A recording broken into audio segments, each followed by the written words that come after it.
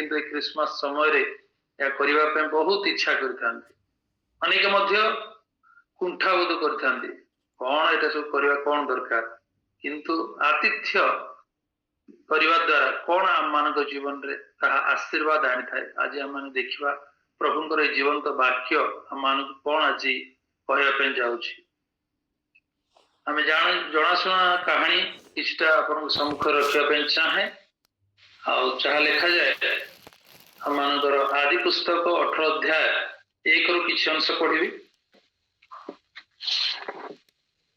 एथितर दिनकर खरा बेले Abraham ममरीर alone वृक्ष मूले अपना तंबू द्वार रे बसी थिले एही समय रे सदा प्रभु सही स्थान रे तांको दर्शन देले तहिरे से अनाई देखिले तीनोटी पुरुष सम्मुख रे दंडायमान पुणी देखिया मात्र साक्षात करने को तंबू द्वार बेगे जाई भूमिष्ठ होई कहिले हे प्रभु निवेदन करूअछि जेबे मो प्रति अनुग्रह करिवा हेले तेबे एही दासर स्थान रु जीवे नाही विनय करूअछि अल्प जल अणाई देउअछि आपण माने पाद प्रक्षालन करी एही वृक्ष तले विश्राम करंतु ओ किछि खाद्य द्रव्य आनी देउअछि तद्वारा प्राण तृप्त करंतु तहि उतारे गमन करिवे कारण एही निमंते आपना दास निकट को आगमन कले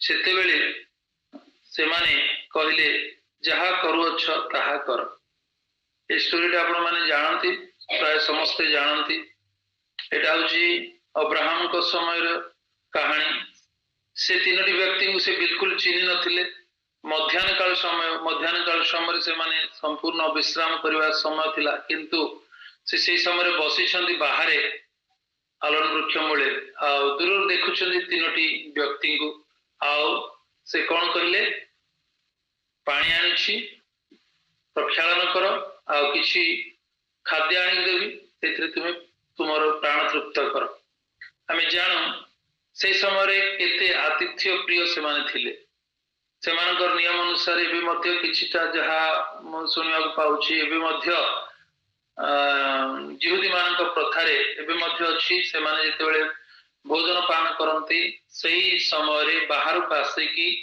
कौन सी व्यक्ति से प्रकार भोकी लगी तृषित थे से डाकी से माने भोजन पान कराती ए विषय मध्य जिहुदी प्रथारे मध्य प्रचलित अछि आम अनेक समय करिथाउ केते सुंदर विषय ना आतिथ्य करिवार आशीर्वाद कौन ना से समय अब्राहम को और सारा कोल संतान नथिले माने जान से कौन बंध्या थिले सारा विवाह बहु वर्ष पर्यंत से बंध्या थिले आ परमेश्वर तंको कहिथिले जे तुम ठारू कौन बहुवंश प्रजावंत करिया बोली तांको से प्रकार से कहिथिले किंतु से तो पर्यंत से गर्भधारण करनथिले किंतु आतिथ्य करिवार किछि समय पर आमे देखुछु सदा प्रभु कौन कहले देखो से तळ को लेखा जी तहु से कहले ए ऋतु पुनर्बार उपस्थित हेबा समय रे आम्भे अवश्य फेरी आसीबा देख से समय को तुम्भ भार्या सारा कोଳରେ गोटिए पुत्र थिबो एई कथा सारा तंबू द्वार रे तांको पछे थाई सुनिले सेई समय अब्राहम ओ सारा वृद्ध ओ गत वयस्क थिले पुणी सारांकर स्त्री धर्म निवृत्त होइथिला एथि निमंते सारा हसी मने मने कहिले मोर एही शीर्ण अवस्था रे कि ए रूप आनंद हेबो विशेष तो मो ठारू प्रभु मध्य वृद्ध सेतेबेले सदा प्रभु अब्राहम कहिले आपनार वृद्धावस्था रे कि निश्चय संतान जन्म यहा कही सारा काहे की हसिला सदा प्रभुकर आश्चर्य क्यों कर्म एही ऋतु पुनर्बार उपस्थित हेले निर्मित समय रे आम्भे फेरी आसीबा से समय को सारा कोଳରେ पुत्र थिबो ए विषय सत्य हला आउ सारा प्रकृति विश्वास कर परले नहीं जे यह मोर ए शीर्ण अवस्था रे पुत्र प्रसव करवा संभव कि किंतु से माने जो आतिथ्य करथिले अब्राहम जो आतिथ्य करथिले सारा मध्य सेतिरे सहभागी थिले कारण अब्राहम डाकी कहले तुम शीघ्र कोन ना जाई उत्तम गहम जो अटा अच्छी लिखाई कौन उत्तम मैदा आनी छाणी से रोटी प्रस्तुत कर तांको से आदेश देते पलरू से दासन कही तुम उत्तम एक बाछुरी आण जहाँ कि पाक करवा से दास साहाय्य करते यही प्रकार आतिथ्य करिवारे से माने तत्पर थिले आतिथ्य करवा हेतु कौन ना रुद्ध गर्भ ये द्वार उन्मुक्त हो परमेश्वर स्वयं आशीर्वाद करुछंती कोल संतान दौरान यह केते धन्यकर विषय से केवे चिंता करनथिले जे आतिथ्यर ये समस्त विषय करने द्वारा जीवन रे आशीर्वाद आनिब बोली किंतु से माने न जानी सुधा आतिथ्य करिवारे से माने व्यग्र होइतिले आतिथ्य करवा हेतु जीवन रे निसंतान थिले किंतु से समय मध्य अब्राहम देखुछु बहुत धन संपत्ति प्रचुर्य थिला किंतु कौन अभाव थिला ना संतान अभाव थिला वृद्ध बयस हेले संतान नथिले तेणु दुख सेटा थिला आतिथ्य करवा हेतु से दुख कौन होला दूर होला एक पुत्र से पाइले पुणी तलू से अध्याय देखा ना से समाप्त ही नहीं से आतिथ्य कौन कला ना परमेश्वर सहित अब्राहम को जड़ित कला परमेश्वर आसी कौन ना सदम और गोमरार जो पाप तांको विचलित करथिला सेही सदम गोमरा को ध्वंस करने से माने आसीथिले से समय अब्राहम को से खबर दौरान जे ये प्रकार स्थिति आगु होगा जाऊ अच्छी से समय अब्राहम को मन पड़ा जे सेठी किए अच्छी सदम गोमरा रे ना लोट तांकर पुत्र अच्छी ताकू केमती से बंचेवा चाहिए सहित से नगर कौन पाई कहले ना से समय हम देखुछु अब्राहम परमेश्वर सहित वादानुवाद करुछंदी से नगर रे 50 जन यदि व्यक्ति थे आपण से नगर से 50 जन धार्मिक व्यक्ति लगी कि नष्ट करिवे मात्र से स्थान रे देखुछु जे लोटंग परिवार छड़ा से प्रकार धार्मिक व्यक्ति नथिले से लोटंग परिवार मध्य से स्थान रे कौन होला ना एक खबर पाइबा हेतु लोटंग परिवार मध्य से स्थान रु बाहरी आसिले सदम होमरा कौन होला अग्निगंधक संपूर्ण विनष्ट होला जदि अब्राहम से समय जदि आतिथ्य न कर देखिकी न देखिला भाया रही ताले समस्त विषय से आशीर्वाद पाई पारि न थांते गोटे विषय देखा जहा लिखा जाए द्वितीय राजावली तार 4 अध्याय को आम जीवा से विषय सुंदर विषय लिखाई से जड़े स्त्री लोक कौन कर देखा पढ़ुची अनंतर दिनक इलिशा सुनेम को गले सेठारे एक धनवती स्त्री थिला से इलिशा को अन्न भोजन निमंते बोलाइला केउतार इलिशा से जिते थर से पथ दे गले सेते थर अन्न भोजन निमंते सेठाकू गले अनंतर से स्त्री अपना स्वामी कहला देख मु बोध करुछि एही जे लोक नित्य आम निकट दे गतायत करुछंती से परमेश्वर एक पवित्र लोक मु विनय करुछि आमे माने प्राचीर उपरे गोटे सान कोठरी निर्माण करू और तहिरे तांको पाई गोटिए खट और मेज और आसन और दीपरुखा रखू तहु से आम निकट को आसवा बेले सेठारे रहिबे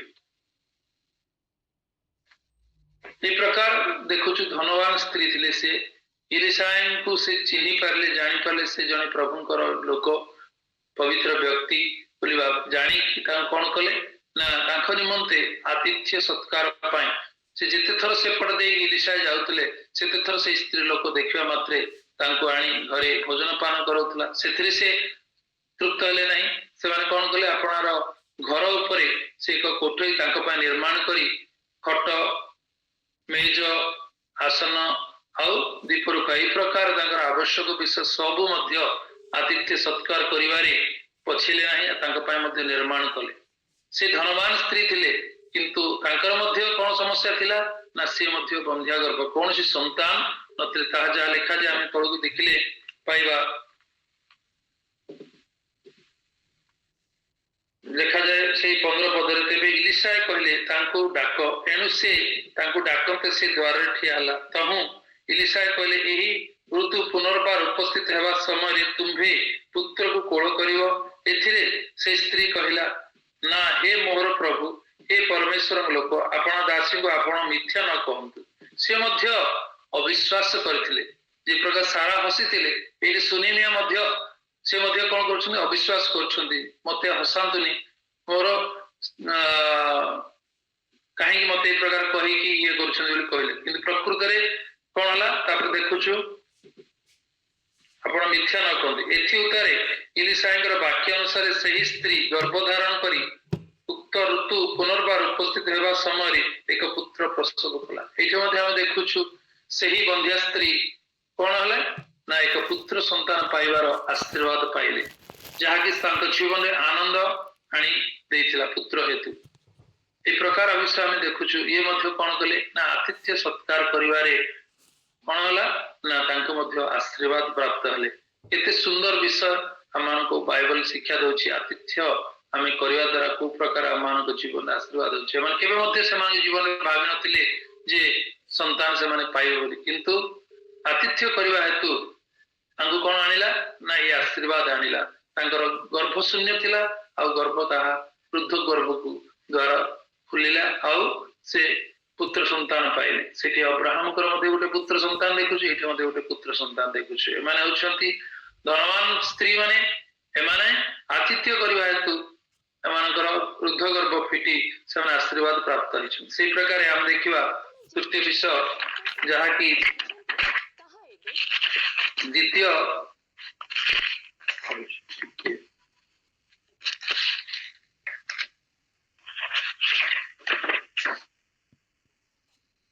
ପ୍ରଥମ ରାଜାବଳୀ ତାର 17 ଅଧ୍ୟାୟକୁ ଯିବା। ସେଠି ବହୁତ ସୁନ୍ଦର ବିଷୟ, ମତେ ସେଠି ଆଉ ଗୋଟେ ବିଷୟ ଦେଖିବା କାହାଣୀ। ପ୍ରଥମ ରାଜାବଳୀ 17 ଅଧ୍ୟାୟ, ଆପଣ ମତେ ଜାଣିଛନ୍ତି ଜଣାଶୁଣା କାହାଣୀ ବାଇବଲରେ ଲେଖା ହେଇଛି। 17:10, ପ୍ରଥମ ରାଜାବଳୀ 17:10 ପଦରେ ମୁଁ ପଢୁଛି। ତାହେଲେ ସେ ଉଠି ସାରିଫତ ଗଲେ ଓ ସେ ନଗର ଦ୍ୱାର ନିକଟରେ ଉପସ୍ଥିତ ହୁଅନ୍ତେ, ଦେଖ ଏକ ବିଧବା ସ୍ତ୍ରୀ ସେଠାରେ କାଠ ସାଉଁଟୁ ଅଛି। ତହୁଁ ସେ ତାହାକୁ ଡାକି କହିଲେ, ବିନୟ କରୁଅଛି, ଗୋଟିଏ ପାତ୍ରରେ କିଛି ଜଳ ଆଣ, ମୁଁ ପାନ କରିବି।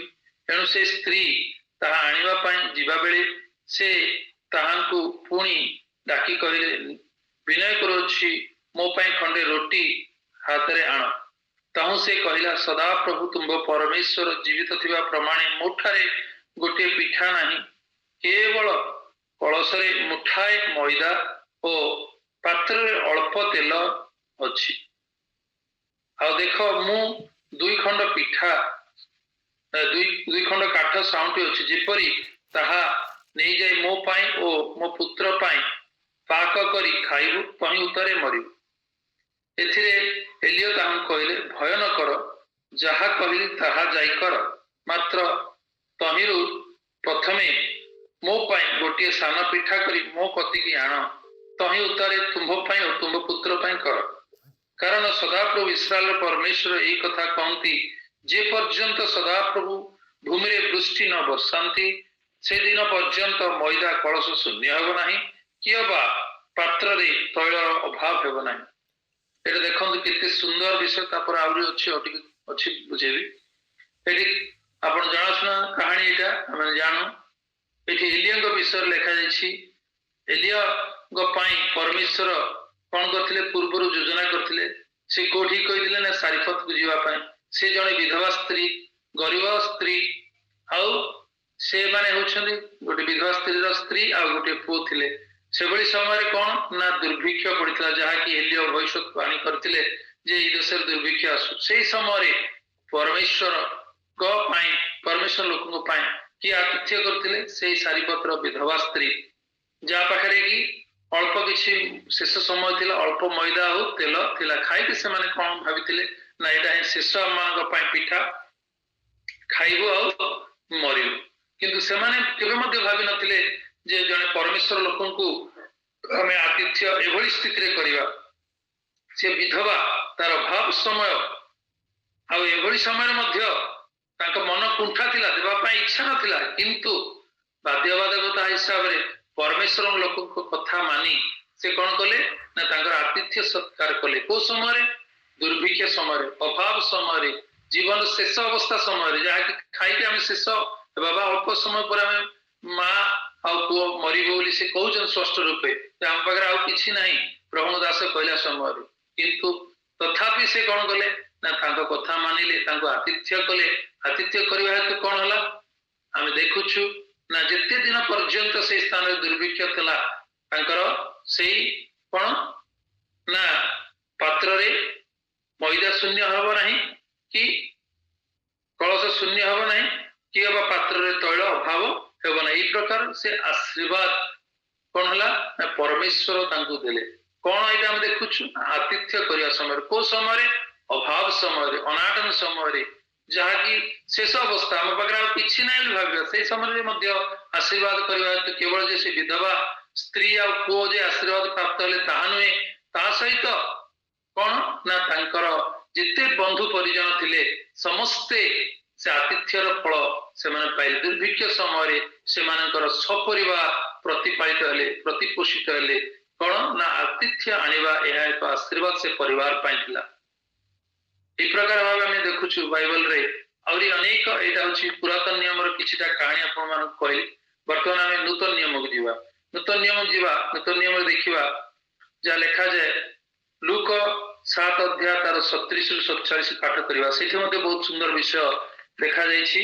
ଆମେ ଦେଖି ଏଥିରୁ ମଧ୍ୟ କିଭଳି ଭାବେ ଆମେ ଶିକ୍ଷା କରିବା ଯେ କଣ ଏଠି ଆମେ ଦେଖିବାକୁ ପାଉଛୁ। 7ର 37 ରୁ ପଢୁଛି। ଦେଖ, ସେହି ନଗରରେ ଜଣେ ପାପିଷ୍ଠ ସ୍ତ୍ରୀ ଥିଲା। ଯୀଶୁ ସେହି ଫାରୁସୀଙ୍କ ଗୃହରେ ଭୋଜନରେ ବସି ଅଛନ୍ତି ଏହା ଜାଣିପାରି ସେ ଗୋଟିଏ ପାତ୍ରରେ ସୁଗନ୍ଧି ତୈଳ ଆଣି ପଛଆଡେ ତାହାଙ୍କ ପାଦ ପାଖରେ ଠିଆ ହୋଇ ରୋଦନ କରୁ କରୁ ଅଶ୍ରୁ ଜଳରେ ତାହାଙ୍କ ପାଦ ସିକ୍ତ କରି ନିଜ ମସ୍ତକ କେଶରେ ତାହା ପୋଛିବାକୁ ଲାଗିଲା। ଆଉ ତାହାଙ୍କ ପାଦକୁ ଚୁମ୍ବନ କରୁ କରୁ ସେହି ସୁଗନ୍ଧି ତୈଳ ଲଗାଇ ଦେବାକୁ ଲାଗିଲା। ତାହା ଦେଖି ଯେଉଁ ଫାରୁସୀ ତାହାଙ୍କୁ ନିମନ୍ତ୍ରଣ କରିଥିଲେ ସେ ମନେ ମନେ କହିଲେ, ଏ ଯଦି ଭାବବାଦୀ ହୋଇଥାନ୍ତା ତାହେଲେ ଏହାକୁ ଯେ ସ୍ପର୍ଶ କରୁଛି ସେ କିଏ ଓ କି ପ୍ରକାର ସ୍ତ୍ରୀ, ଅର୍ଥାତ୍ ସେ ଯେ ପାପିଷ୍ଠା ଏହା ଜାଣିଥାନ୍ତା। ଯୀଶୁ ତାଙ୍କୁ ଉତ୍ତର ଦେଲେ, ସିମୋନ, ତୁମ୍ଭକୁ ମୋହର କିଛି କହିବାର ଅଛି? ସେ କହିଲେ, ଗୁରୁ କହନ୍ତୁ। ଜଣେ ମହାଜନଙ୍କର 2 ଜଣ ଋଣୀ ଥିଲେ, ଜଣେ 50 ଓ ଆଉ ଜଣେ 50 ଟଙ୍କା ଋଣ କରିଥିଲେ। ପରିଶୋଧ କରିବାକୁ ସେମାନଙ୍କର କିଛି ନଥିବାରୁ ସେ ଉଭୟଙ୍କର ଋଣ ଛାଡ଼ିଦେଲେ। ଏଣୁ ସେମାନଙ୍କ ମଧ୍ୟରୁ କିଏ ତାଙ୍କୁ ଅଧିକ ପ୍ରେମ କରିବ? ସିମୋନ ଉତ୍ତର ଦେଲେ, ମୋର ବୋଧ ହୁଏ ସେ ଯାହାର ଅଧିକ ଋଣ ଛାଡ଼ିଦେଲେ ସେ ତାଙ୍କୁ କହିଲେ, ତୁମ୍ଭେ ଯଥାର୍ଥ ବିଚାର କଲ। ଆଉ ସେ ସେହି ସ୍ତ୍ରୀ ପ୍ରତି ମୁଖ ଫେରାଇ ସିମୋନଙ୍କୁ କହିଲେ, ଏ ସ୍ତ୍ରୀ, ଦେଖୁଛ ମୁଁ ତୁମ୍ଭ ଗୃହକୁ ଆସିଲି, ତୁମ୍ଭେ ମୋ ପାଦ ପାଇଁ ପାଣି ଦେଲ ନାହିଁ, କିନ୍ତୁ ଏ ଅଶ୍ରୁ ଜଳରେ ମୋର ପାଦ ସିକ୍ତ କରି ନିଜ କେଶରେ ତାହା ପୋଛିଦେଲା। ତୁମ୍ଭେ ମତେ ଚୁମ୍ବନ କଲ ନାହିଁ, କିନ୍ତୁ ମୁଁ ଭିତରକୁ ଆସିବା ସମୟ ଠାରୁ ଏ ମୋର ପାଦ ଚୁମ୍ବନ କରିବାରୁ କ୍ଷାନ୍ତ ହୋଇନାହିଁ। ତୁମ୍ଭେ ମୋହର ମସ୍ତକରେ ତୈଳ ଲଗାଇଲ ନାହିଁ, କିନ୍ତୁ ଏ ମୋହର ପାଦରେ ସୁଗନ୍ଧି ତୈଳ ଲଗାଇଲା। ଏଣୁ ମୁଁ ତୁମ୍ଭକୁ କହୁଅଛି, ଏହାର ଅନେକ ପାପ କ୍ଷମା ହୋଇଛି, କାରଣ ସେ ବହୁତ ପ୍ରେମ କଲା। କିନ୍ତୁ ଯାହାକୁ ଅଳ୍ପ କ୍ଷମା ଦିଆଯାଏ ସେ ଅଳ୍ପ ପ୍ରେମ କରେ। ଆଉ ସେ ସେହି ସ୍ତ୍ରୀ କହିଲେ, ତୋର ପାପ ସବୁ କ୍ଷମା ହୋଇଅଛି। ଏଠି କେତେ ସୁନ୍ଦର ବିଷୟ ଆମେ ଦେଖୁଛୁ। ସିମୋନ ଡାକିଥିଲେ ଆତିଥ୍ୟ କରିବା ପାଇଁ, କିନ୍ତୁ ସଠିକ ଭାବେ ସେ ଆତିଥ୍ୟ କରିପାରିନଥିଲେ। କିନ୍ତୁ ସେ ପାପିଷ୍ଠ ସ୍ତ୍ରୀ ତାଙ୍କୁ ଏଇ ପ୍ରକାର ଆତିଥ୍ୟ କରିଥିଲା ଯେ ସ୍ୱୟଂ ପ୍ରଭୁ ତାକୁ କଣ କହୁଛନ୍ତି, ତୋର ପାପ କ୍ଷମା ହେଲା ବୋଲି। ଏହା ସବୁଠାରୁ ବଡ ଉତ୍ତମ ବିଷୟ ଆମେ ନୂତନ ନିୟମରେ ଦେଖୁଛୁ। ଏ ଆତିଥ୍ୟର ଆଶୀର୍ବାଦ କଣ କରିଅଛି ନା ସେ ପାପିଷ୍ଠ ସ୍ତ୍ରୀ ସେ କେବେ ମଧ୍ୟ ଜାଣିନଥିଲା ଯେ ତାର ପାପ କ୍ଷମା ହବ, ଆଉ ସେ ପାପରୁ ମୁକ୍ତ ହବ, ଆଉ ସେ କଣ ହବ, ତା ଜୀବନ ଧନ୍ୟ ହବ। କାହାର ନା ପ୍ରଭୁ ଯୀଶୁଙ୍କୁ ସେ ଆତିଥ୍ୟ କରିଥିଲା। ଆଜି ଆମେ ଜାଣତରେ ହଉ ଅଜାଣତରେ ହଉ, ଆମମାନେ ଯଦି ଯେକୌଣସି ଲୋକଙ୍କୁ ଆମେ ଆତିଥ୍ୟ କରୁ ପୂର୍ଣ୍ଣ ହୃଦୟରେ, ତାହା କଣ କରିବ ନା ଆମମାନଙ୍କୁ ଆଶୀର୍ବାଦ ଆଣିବ, ଆମମାନଙ୍କ ଜୀବନରେ ପାପ କ୍ଷମା ଆଣିବ, ଆମମାନଙ୍କ ଜୀବନରେ କଣ ଆଣିବ ନା ଅନନ୍ତ ଜୀବନ ଆଣିବ। ସେ ବିଷୟ ମଧ୍ୟ ଆମେ ଟିକେ ଦେଖିବା, ଅନନ୍ତ ଜୀବନ କେମିତି ଆସୁଛି ନା ଦେଖିବା। ଯାହା ଲେଖାଯାଏ ମାଥ୍ୟୁ ତାର 25:35 ଏ ପ୍ରକାର ଲେଖାଯାଏ। ସେ ସୁନ୍ଦର ବିଷୟ ଲେଖା ଅଛି। କଣ ଆଣିବ ନା ଆତିଥ୍ୟ ଅନନ୍ତ ଜୀବନ ଆଡକୁ ମଧ୍ୟ କଢେଇ ନବ, ଯାହାକି ଆମମାନଙ୍କର ଏ ଜୀବନ୍ତ ବାକ୍ୟରୁ ମାନେ ଆଜି ଶିକ୍ଷା କରୁ। 35 ସୁନ୍ଦର ଭାବେ ଲେଖା ହେଇଛି। ସେଠି ଲେଖା ହେଇଛି, କାରଣ ମୁଁ କ୍ଷୁଧିତ ଥିଲି ତୁମମାନେ ମତେ ଭୋଜନ କରିବାକୁ ଦେଲ, ତୃଷିତ ଥିଲି ମତେ ପାନ କରିବାକୁ ଦେଲ, ପ୍ରବାସୀ ଥିଲି ମତେ ଆଶ୍ରୟ ଦେଲ। ଏଟା କିଏ କହୁଛନ୍ତି? ତା ପୂର୍ବରୁ ଟିକେ ପଢିବା। କଣ ମନୁଷ୍ୟ ପୁତ୍ର ଯେତେବେଳେ ସମସ୍ତ ଦୂତଙ୍କ ସହିତ ସ୍ୱମହିମାରେ ଆଗମନ କରିବେ, ସେତେବେଳେ ସେ ଆପଣା ଗୌରବମୟ ସିଂହାସନ ଉପବେଶନ କରିବେ। ପୁଣି ତାହାଙ୍କ ଛାମୁରେ, ଲେଖାଯାଏ ସେଇ 25:31 ମୁଁ ପଢୁଛି, ପୁଣି ତାହାଙ୍କ ଛାମୁରେ ସମସ୍ତ ଜାତି ଏକତ୍ର କଣ କରାଯିବେ, ଆଉ ମେଷପାଳକ ଯେପରି ଛାଗ ଠାରୁ ମେଷ ପୃଥକ କରେ, ସେହିପରି ସେ ସେମାନଙ୍କୁ ପରସ୍ପର ଠାରୁ ପୃଥକ କରି ମେଷମାନଙ୍କୁ ଆପଣା ଦକ୍ଷିଣ ପାର୍ଶ୍ୱରେ ଓ ଛାଗମାନଙ୍କୁ ବାମ ପାର୍ଶ୍ୱରେ ରଖିବେ। ସେତେବେଳେ ରାଜା ଆପଣା ଦକ୍ଷିଣ ପାର୍ଶ୍ୱସ୍ଥ ଲୋକଙ୍କୁ କହିବେ, ଆସ ମୋର ପିତାଙ୍କ ଆଶୀର୍ବାଦ ପାତ୍ର ମାନେ, ତୁମମାନଙ୍କ ନିମନ୍ତେ ଜଗତର ପତନାବଧି ଯେଉଁ ରାଜ୍ୟ ପ୍ରସ୍ତୁତ କରାଯାଇଛି ସେଥିରେ ଅଧିକାରୀ ହୁଅ। କଣ ପାଇଁ ନା ତା ତଳେ ସେଟା ଲେଖିଲେ, କାରଣ ମୁଁ କ୍ଷୁଧିତ ଥିଲି ତୁମମାନେ ମତେ ଭୋଜନ କରିବାକୁ ଦେଲ, ତୃଷିତ ଥିଲି ମତେ ପାନ କରିବାକୁ ଦେଲ, ପ୍ରବାସୀ ଥିଲି ମତେ ଆଶ୍ରୟ ଦେଲ। କେତେ ସୁନ୍ଦର ବିଷୟ। ସ୍ୱୟଂ ଯୀଶୁ ଏ ବିଷୟ କହୁଛନ୍ତି। ଶେଷ ଦିନର ସମୟ, ଆଉ ଆମେ ଯଦି ଏଇ ପ୍ରକାର ପ୍ରଭୁଙ୍କ ଲୋକମାନଙ୍କୁ ଯଦି କିଛି ଜାଣି ଆମେ ଯଦି ଆତିଥ୍ୟ କରିଥାଉ, ତାର ଫଳ କଣ ନା ଆମେ ସେଇ ଦକ୍ଷିଣ ପାର୍ଶ୍ୱରେ, ସେଇ ଦିନ ମଧ୍ୟ ପରମେଶ୍ୱର କଣ କହୁଛନ୍ତି, ସେତେବେଳେ ରାଜା ଆପଣ ଦକ୍ଷିଣ ପାର୍ଶ୍ୱସ୍ଥ ଲୋକଙ୍କୁ କହିବେ, ଆସ ମୋର ପିତାଙ୍କ ଆଶୀର୍ବାଦ ପାତ୍ର ମାନେ। କୋଉମାନେ ଆଶୀର୍ବାଦ ପ୍ରାପ୍ତ ହଉଛନ୍ତି? ଯୋଉମାନେ କ୍ଷୁଧିତ ଅବସ୍ଥାରେ, ତୃଷିତ ଅବସ୍ଥାରେ, ଅଭାବ ଅବସ୍ଥାରେ, ଅନାଟନ ଅବସ୍ଥାରେ ସେମାନେ କ୍ଷୁଦ୍ର ବୋଲି ଜାଣି ଯାହାକୁ ସେମାନେ ଆପଣଙ୍କର ଆତିଥ୍ୟ କରିଛନ୍ତି, ସାହାଯ୍ୟ କରିଛନ୍ତି, ସେମାନେ କଣ ହେବେ ନା ପରିତ୍ରାଣର ସ୍ଥାନରେ ସେମାନେ ରହିବେ। ଆଉ କଣ ହବ? ସେମାନଙ୍କର ସମସ୍ତ ପାପ ଦୋଷ କ୍ଷମା ହେଇ ସେମାନେ କୋଉଠି ରହିବେ ନା ପିତାଙ୍କର ଦକ୍ଷିଣ ପାର୍ଶ୍ୱରେ ଯୋଉଠିକି ଆଶୀର୍ବାଦ ପାତ୍ର ମାନେ ଅଛନ୍ତି ସେଇ ସ୍ଥାନ ପାଇବେ। ଆତିଥ୍ୟର କେତେ ମହତ୍ ରହିଛି। ପ୍ରଭୁ ସ୍ୱୟଂ ଆମମାନଙ୍କୁ ଏଇ ବାଇବେଲର ପୁରାତନ ନିୟମରୁ ଆଉ ନୂତନ ନିୟମରୁ ଏଇଭଳି ଭାବେ ଆମମାନଙ୍କୁ ଆଜି ଶିକ୍ଷା ଦେଉଛନ୍ତି। ତେଣୁ ଆମେ ଆତିଥ୍ୟ କରିବାରେ କେବେ ମଧ୍ୟ ଆମେ ନ ପଛାଉ। ଆମେ ଯେ ପ୍ରକାର ଆଶୀର୍ବାଦ ପ୍ରାପ୍ତ ହଉ ତାହା ଆମେ ଜାଣୁ, ଆମେ ଅଜାଣତରେ ମଧ୍ୟ ଆମେ ଆଶୀର୍ବାଦ ପାଇଥାଉ ଯଦି ଆମେ ପୂର୍ଣ୍ଣ ହୃଦୟରେ ସେ ଆତିଥ୍ୟ ସତ୍କାର କରୁ। ତେଣୁ ଏ ବାକ୍ୟରେ ପ୍ରଭୁ ଆପଣମାନଙ୍କୁ ମତେ ଆଶୀର୍ବାଦ କରନ୍ତୁ। ଆମେନ୍। ଆମେନ୍, ଆମେନ୍, ଆମେନ୍। ଆସୁ ଆମେ ପ୍ରାର୍ଥନା କରିବା।